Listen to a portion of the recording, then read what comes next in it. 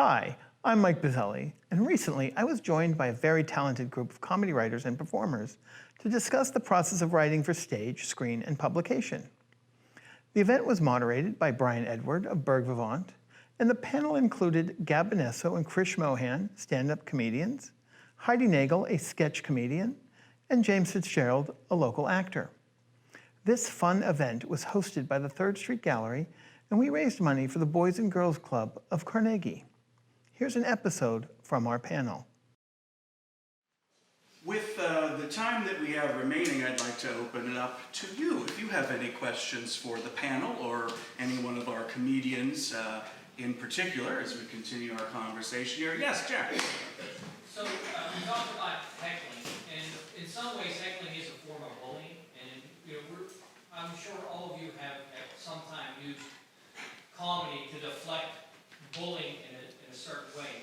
So my question is, how do you find that right sweet spot where you're able to deflect what's being thrown at you, and to take it so it doesn't become an aggressive situation or that just falls on deaf ears? So how do you find that right sweet spot and for people who are looking to use comedy in their everyday lives? Any comments? Well, I think we should go to Gab for this one.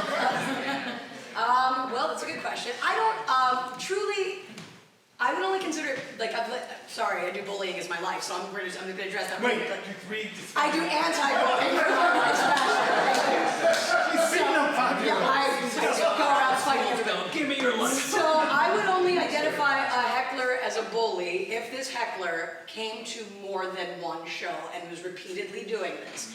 In a moment, that is, you're not a bully if it's a one-time incident. That's not, you're just being an asshole that day. Let's just be for realsies. So what I would do is, and it's very difficult also being a woman, I have to address very quickly, is this a normal heckler or an incel who after the show is going to follow me and kill me? So I try to ignore them and just let them be little assholes that the audience starts to hate and starts shushing because that's so much more fun. Shh, she's talking. It's so awesome.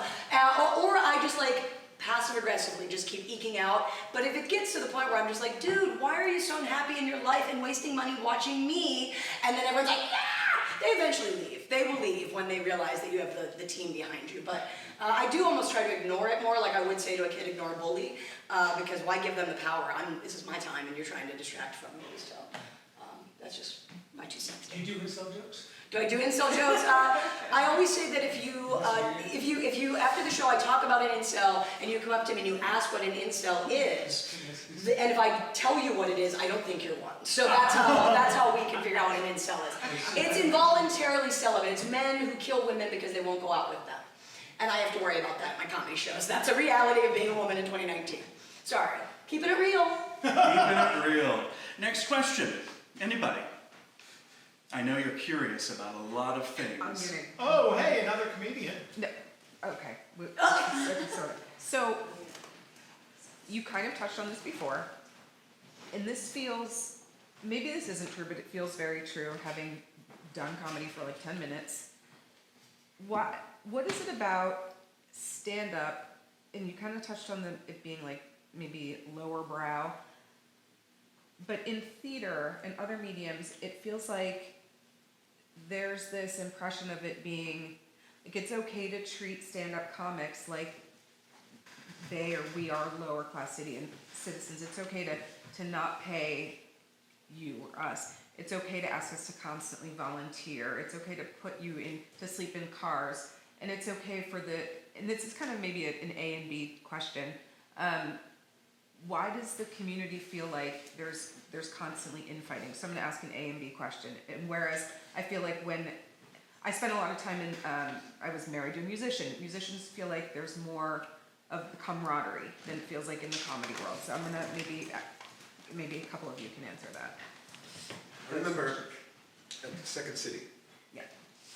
And you take classes if you want. And the odd thing about that place, they produce some wonderful comedians and brilliant writers, but it is an awful place to be.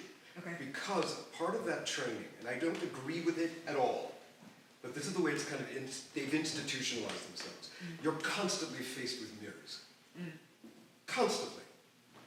you're constantly being commented on. Okay. Like everybody from the people on stage with you that they shouldn't do, to the guy taking hacks, feel the right they can comment on your performance. Okay. And that's, you're constantly looking at that mirror.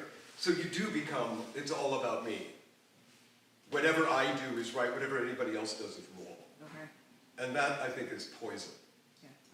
I think And, it's poison. and But I think it- everyone's it's funny. institutional. And everyone can be funny, but not everyone can act. Right. And not everyone can play a guitar.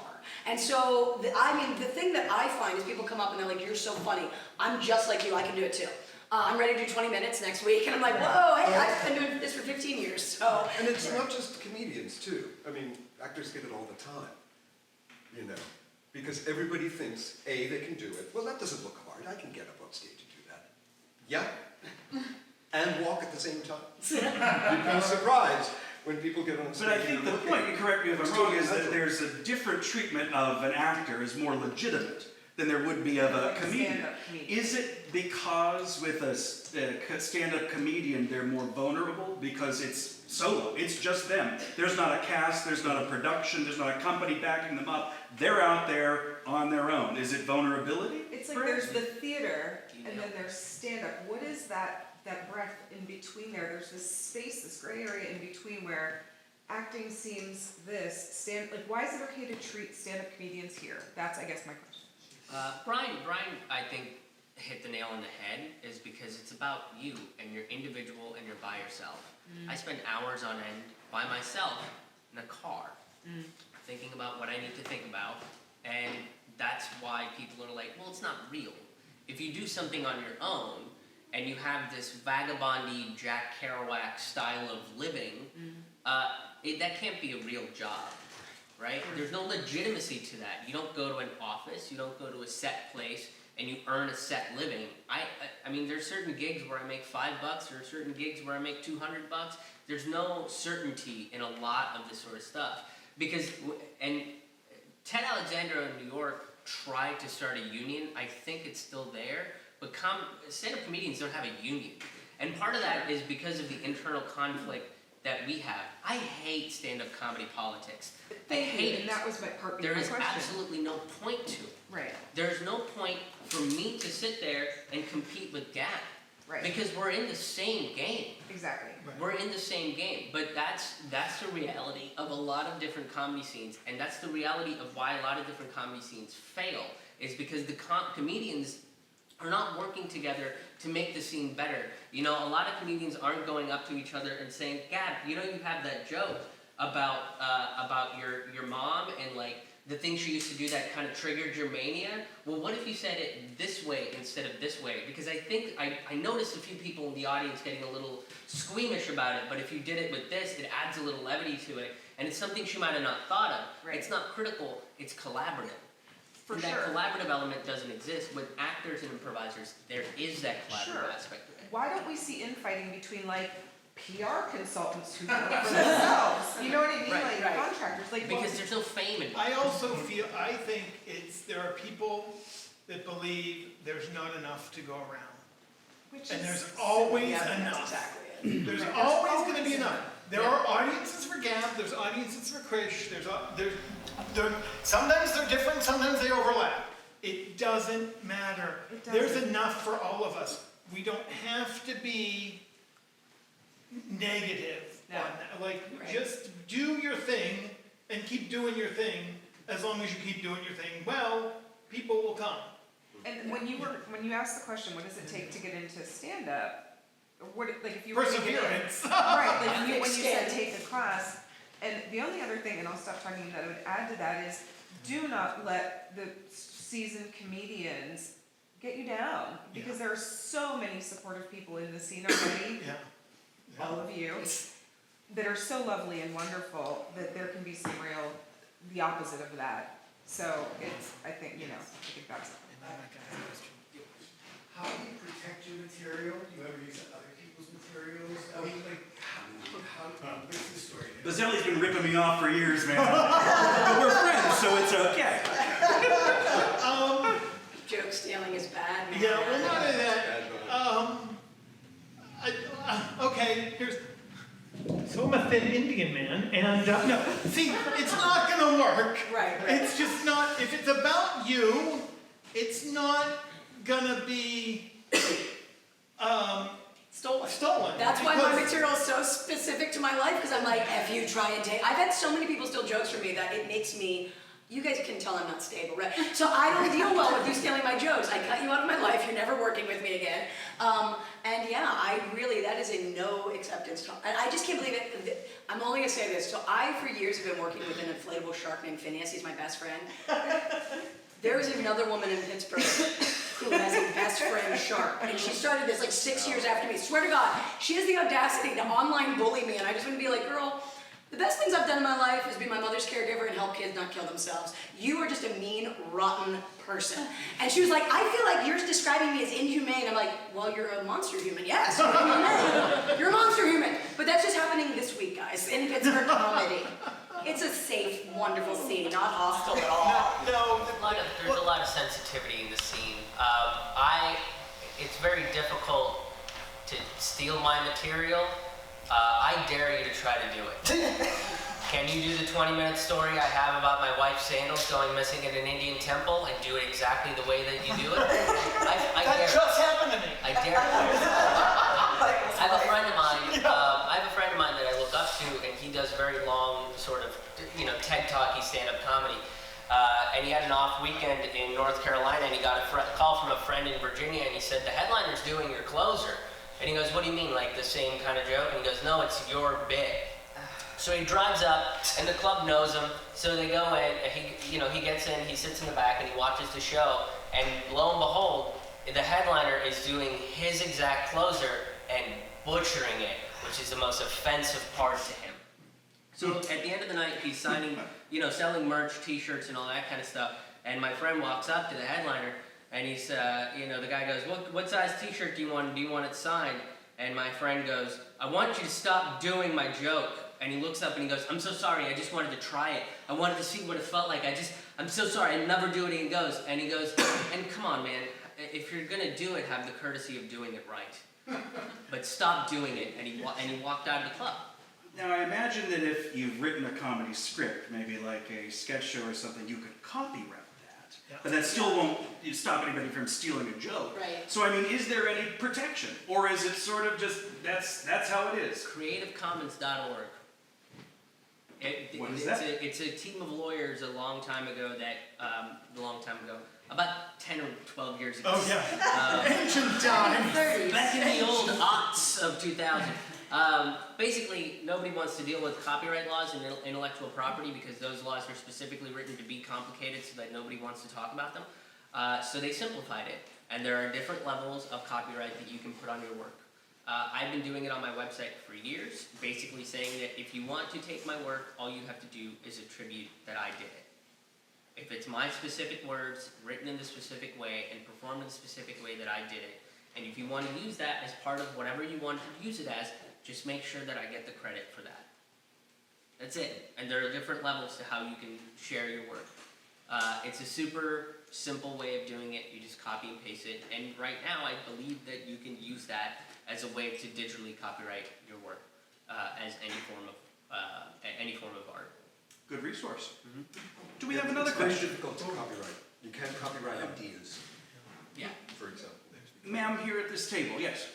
Yeah, you talked about how comedy has changed over the last 20 years or so, and like you go and watch HBO nowadays, and you see like comedians like Chris Rock, like every other word is profanity. Like how important is that in today's world, I guess, because, politicians are using profanity now, and it's still acceptable, but like how important? We can vote them out in November. You get a lot more paid work if you're clean, I will say that. So I found it to be very useful to be able to do all my humor without any swear words because you do get more paid work. I mean, like I have an opportunity to book somebody on New Year's Eve and I got to talk to this guy because he's one of the few clean comedians I know. He's like the first person I think of when I need to book someone clean. And I think there is a true value to being able to express yourself without needing all of the, bad language. But I will also say because I perform for kids, when I get to perform for adults, it's like you would think I might have Tourette's. Like I can't stop swearing. Like it scares me. It's like I'm getting it all out in front of adults because I need to. So I sometimes do it just for me for catharsis purposes. I Buzzy? also like to do dirty jokes, but I like them. I like not swearing because I like it's the more the audience has to get to the joke themselves, it makes it more fun for me. I don't know, I don't have an appropriate example in this crowd, but I just feel like, You're veiling it a little bit. yeah, if it's a more fun. See, I also think a scantily clad person is more sexy than a naked person. Well, this is the foundation of burlesque, essentially. It's Yeah, all about yeah. the tease, not the reveal. Right. So I like to take them up to where the swear word would be, and let them get to it And themselves. then say, oh, fudge instead. Hilarious. We had a question over here, I think. Yes. Yeah, this is kind of a, I guess, selfish-based question. So I'm 21, and so I just wanted to ask for everyone, what is something you wish you would have known going into your, theatrical, comedic careers when you were about 21? He's saying we're old, everyone. I like these. That's called slapstick, guys. Let's just stand. There's no help in it. Okay. All right, so there was a question. What do Yes. you wish you knew when you started? You can think back to being 21. I would say you gotta hustle and you're always gonna hustle and you may never stop hustling. Why is money management? Yeah, I live, I call it shark life. You gotta keep swimming or you die. And be prepared that, too. be prepared your voice is gonna change, because you're only 21 and your whole story is gonna keep changing. So that was something that was crazy for me. I'm like, wait a minute, I'm not the same person I was. Like, you will grow and your material will grow with you, and allow that. Don't feel stuck to where you started, you know what I mean? Just to let your whole life process influence your comedy, I would say. Yeah, I'd say savings account and be open-minded. Seriously, I don't have a savings account and I am broke a lot. So I pay my bills through comedy, but that doesn't mean that I make a massive amount of money. So savings account would be helpful. If I had a savings account 8 years ago when I started working the road, it would be a huge thing. But be open-minded to let yourself grow and let your art grow you. Marry somebody with a day job, not another artist.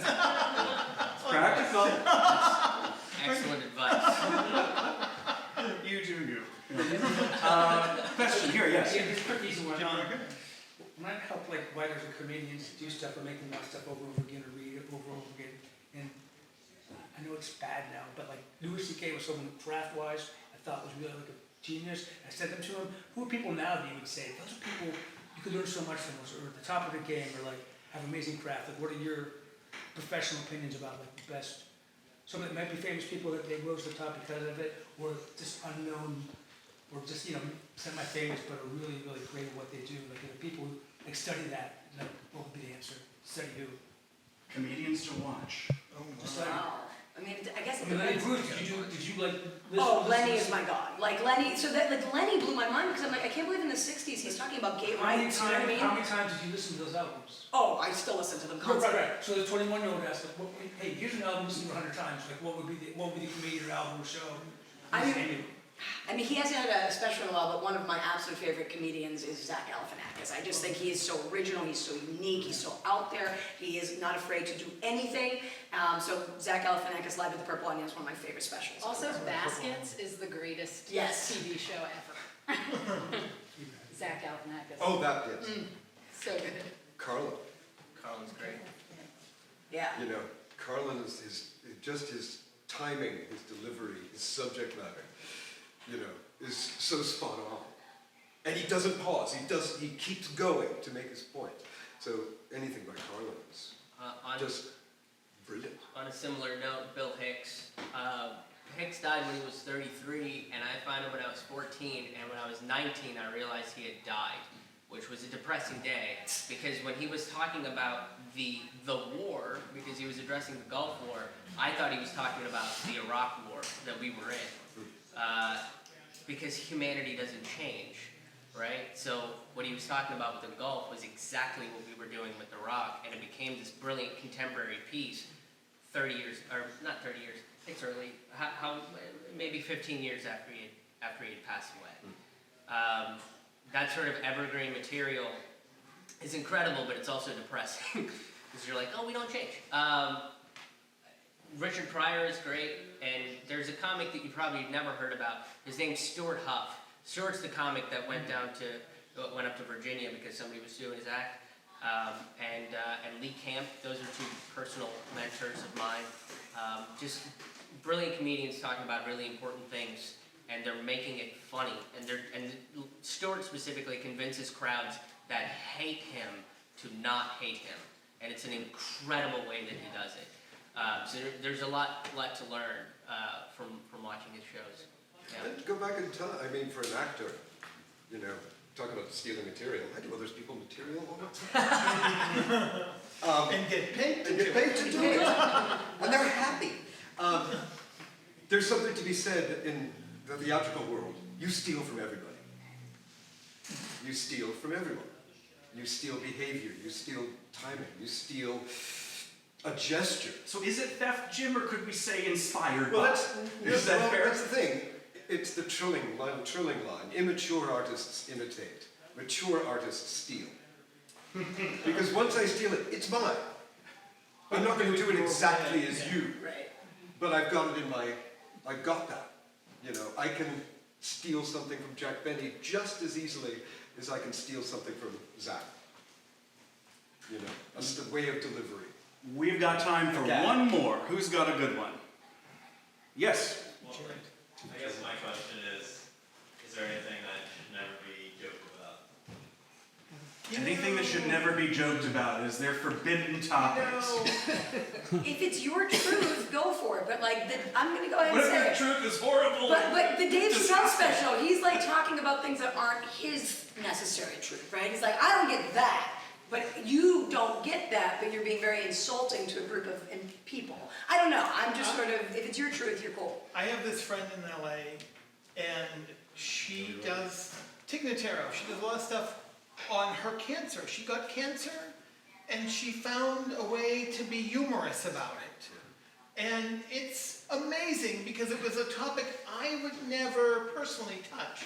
But it wasn't my truth. Because it was her truth, it was her, and like, they always say don't do rape jokes, but you know, like, if you mention somebody like big bad somebody's going to prison, all of a sudden a rape joke's funny, right? Because it's like, oh, so-and-so is going in a slammer. Right, I was right. gonna say Jeffrey Epstein, but he Yeah, died, that and was it's not what I funny was now. going to say, is people were making Epstein jokes the day that he got into prison and the day that people found out that he had died.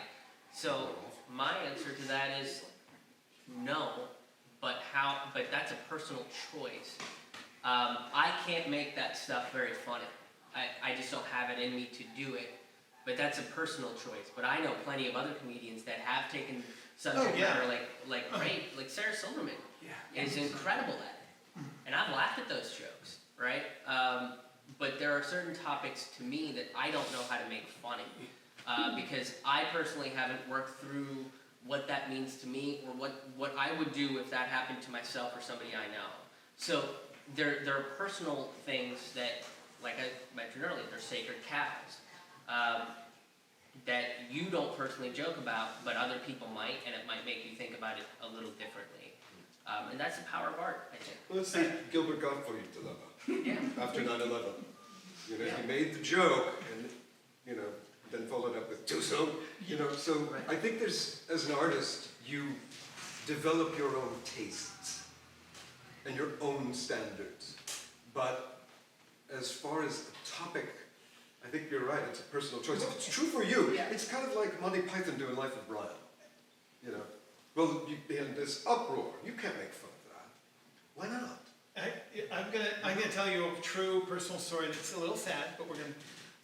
My aunt, her son was dying of a drug addiction, and the nurse came in and said, "We're gonna give him fentanyl," and she goes, "Oh, he would have loved that."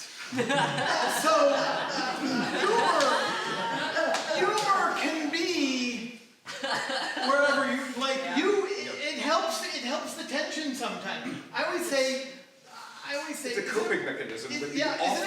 his life. It's more fun to call up AAA.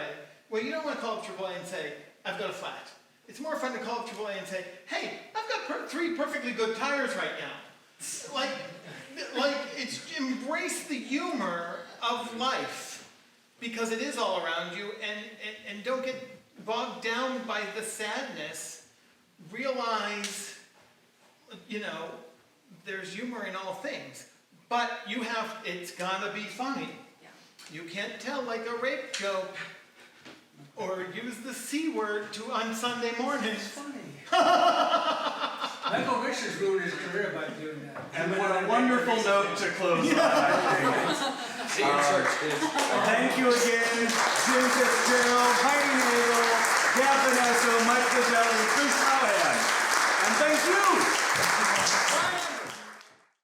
Thanks for joining us on this episode of Carnegie Screenwriters Fade In, our special series, The Art of Comedy, a panel discussion.